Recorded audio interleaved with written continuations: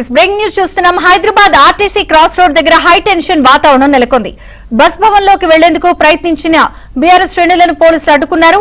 పోలీసులు బీఆర్ఎస్ శ్రేణుల వాగ్వివాదం తోపులాటతో అక్కడ తీవ్ర ఉద్రిక్త పరిస్థితి ఏర్పడింది. అనంతరం ఆర్టీసీ ఎండీని కలిసేందుకు కేటీఆర్ హరీష్ రావుకు మాత్రమే అనుమతి ఇచ్చారు. నిజామాబాద్ జిల్లా డోంగ్లీ గ్రామానికి చెందినటువంటి తమ్ముడు ఉమేష్ ఇంజనీరింగ్ పూర్తి చేసి రేవంత్ రెడ్డి ఉద్యోగాలకు ఎప్పుడు నోటిఫికేషన్ ఇస్తాడా, జాబ్ క్యాలెండర్ ఎప్పుడు అమలు చేస్తాడా అని హైదరాబాద్ లో ఉంటూ కోచింగ్ తీసుకుంటున్నాడు ఉమేష్. అయితే రేవంత్ రెడ్డి ప్రభుత్వం మొదటి ఏడాది ఇస్తామన్న 2 లక్షల ఉద్యోగాలు ఇవ్వలేదు. హైదరాబాద్ లో బస్ పాస్ తీసుకొని రోజు కోచింగ్ సెంటర్ పోయి కోచింగ్ తీసుకుందామంటే మొన్నటి వరకు 1300 రూపాయలు ఉన్న బస్ పాస్ 1630 రూపాయలు అయింది. ఒక నిరుద్యోగ ఇక అంతకుముందు కేటీఆర్ హరీష్ రావు ఆర్టీసీ బస్సుల్లో బస్ భవన్ కు చేరుకున్నారు. ప్రభుత్వం ఆర్టీసీని ప్రైవేటు పరం చేసే కుట్ర చేస్తోందని హరీష్ రావు ఆరోపించారు. అధికారంలోకి వచ్చిన 20 నెలల్లోనే 5 సార్లు ఛార్జీలు పెంచారు అంటున్న హరీష్ రావుతో మా ప్రతినిధి Naresh face to face.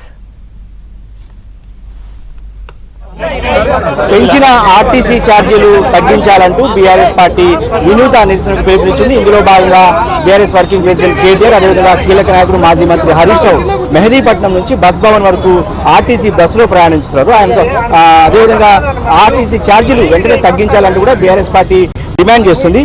Harish Rao గారితో మాట్లాడే ప్రయత్నం చేద్దాం.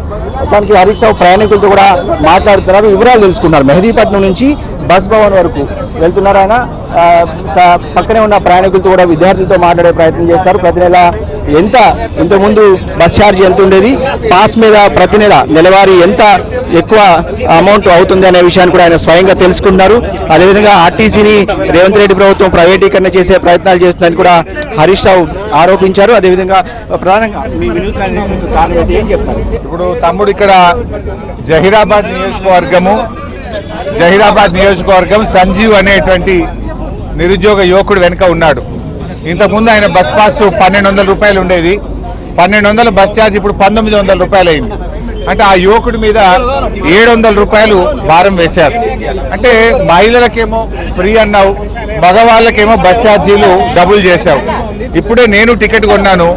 మెహదీపట్నం నుంచి ఆర్టీసీ ఎండీ ఆఫీస్కు నిన్నటి వరకు 30 రూపాయలు ఉండేది, ఇవాళ 40 రూపాయలు అయింది. అంటే పోయేటప్పుడు 10 రూపాయలు పెంచినావు, వచ్చేటప్పుడు 10 రూపాయలు, 20 రూపాయలు. అంటే నెలకు పేద మధ్యతరగతి ప్రజల మీద 600 రూపాయల భారం ఇలా రేవంత్ రెడ్డి ప్రభుత్వం వేసింది. రేవంత్ రెడ్డి గారు ఇప్పటికీ 5 సార్లు బస్ ఛార్జీలు పెంచాడు. ఒకసారి రౌండ్ ఫిగర్ మీద పెంచాడు, రెండోసారి టోల్ గేట్ల పేరు మీద పెంచాడు, మూడవసారి పండగల పేరు మీద పెంచాడు, 4వసారి పిల్లల బస్ పాస్ల మీద పెంచాడు. ఇప్పుడు 5వసారి సిటీ బస్సుల్లో ఏకంగా 50% పెంచేశాడు. రేవంత్ రెడ్డి ప్రభుత్వం ఇవాళ ఆర్టీసీని ప్రైవేట్ పరం చేసే కుట్ర చేస్తా ఉంది. ఆర్టీసీ మియాపూర్ డిపో, ఉప్పల్ డిపోను అమ్మకానికి పెట్టారు. ఆర్టీసీలో కార్గోను ఇవాళ ప్రైవేట్ పరం చేస్తా ఉన్నారు. హైదరాబాద్ లో ఆర్టీసీ బస్సులు లేకుండా మొత్తం ప్రైవేట్ కంపెనీలకు, ఎలక్ట్రిక్ బస్సులకు అప్పజెప్పి ఆర్టీసీని ప్రైవేట్ పరం చేసే కుట్ర చేస్తా ఉన్నారు. ఆర్టీసీ ఆస్తుల్ని రేవంత్ రెడ్డి అమ్మకానికి పెడతా ఉన్నాడు. ఇవాళ జూబ్లీ బస్ స్టాండ్ కుదబెట్టి 1500 కోట్ల రూపాయలు అప్పు తెచ్చాడు రేవంత్ రెడ్డి గారు. ఇది మేము తీవ్రంగా ఖండిస్తా ఉన్నాం. పెంచిన బస్ ఛార్జీలు తగ్గించాలని, పేదల మీద భారం వేయొద్దని రేవంత్ రెడ్డి ప్రభుత్వాన్ని కోరుతూ ఆర్టీసీ బస్ ఎక్కి ఎండీ ఆఫీస్ కి వెళ్తున్నాం. ఎండీ గారికి మెమోరాండం ఇస్తాం. ప్రభుత్వం దిగస్తే మంచిది, లేదా మా పోరాటాన్ని ఉధృతం చేస్తాం. మంత్రి పొన్నం అంటున్నారు, రాజకీయం చేస్తారు ఈ బస్ భవన్ చలో బస్ భవన్ కార్యక్రమం భాగంగా ఆయన ఆరోపిస్తారు. మీ మీద రాజకీయం ఏంది? పెంచిన ఛార్జీలు కనబట్టలేవా? ఇది పెంచింది కాదా? పెంచిన ఛార్జీలు దించండి. ఆడవాళ్ళకి ఫ్రీ అంటేవి, మగవాళ్ళకి డబుల్ చేస్తేవి. నువ్వేం చేసినట్టు? పండగ పేరు మీద డబుల్ టికెట్ వసూలు చేస్తేవి. ఇది చాలా దుర్మార్గం. పేదల మీద భారం వేయొద్దు. తక్షణమే పెంచిన ఛార్జీలు దించాలి. ఇది మొత్తంగా హరీష్ రావు చెప్తున్నారు. ఏదైతే పెంచిన ఛార్జీలు వెంటనే తగ్గించాలనేది ఆయన డిమాండ్ గా ఉంది. అదేవిధంగా బస్ భవన్ కి వెళ్లి ఎండీని కలిసి మెమోరాండం ఇస్తామని చెప్తారు. అదేవిధంగా ఆర్టీసీ ఛార్జీలు కనుక తగ్గించకపోతే ఖచ్చితంగా భవిష్యత్తులో పోరాటాన్ని ఉధృతం చేస్తామని కూడా హరీష్ రావు చెప్తారు.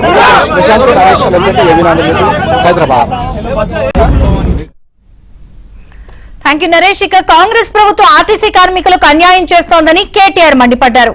ఆర్టీసీని ప్రైవేటు పరం చేసే కుట్రలు జరుగుతున్నాయని ఆరోపించారు.